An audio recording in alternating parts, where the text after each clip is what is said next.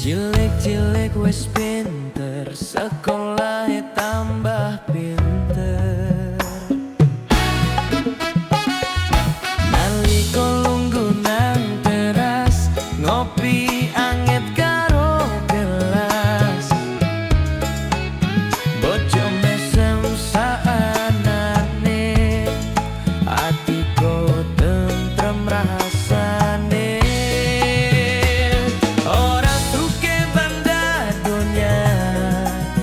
Nanging suke rasa tresna, saben dina kebak syukur, urip prasaja nanging makmur. Rejeki lan tresno ning omahku, anak isih cilik lucu guyu, sekolahe pinter gawe bangga atiku.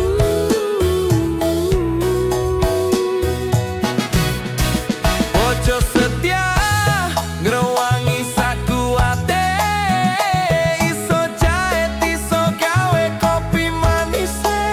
Urip sederhana ning kebak berkah Gusti.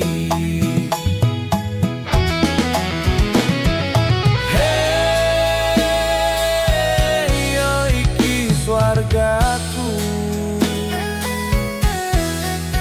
rejeki lan tresno ning omahku.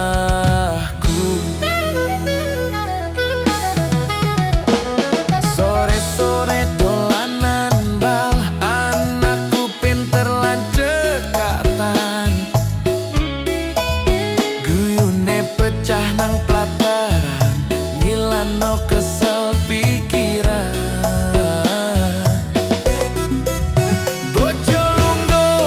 Mesin jahit nyulam benang satenane, golek tambahan receh kanggo masa depan bocah-bocah.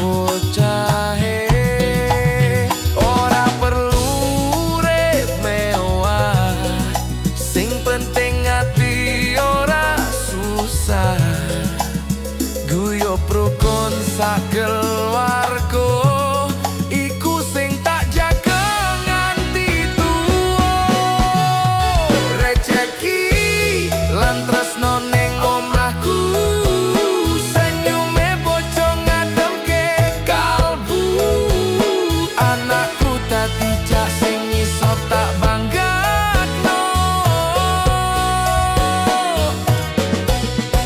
Sanajan urip ora sugih benda, nanging sugih rasa lan doa.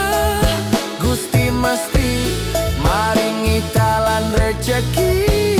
Hey, iki sing tak syukuri. Rejeki lan tresno ning omahku.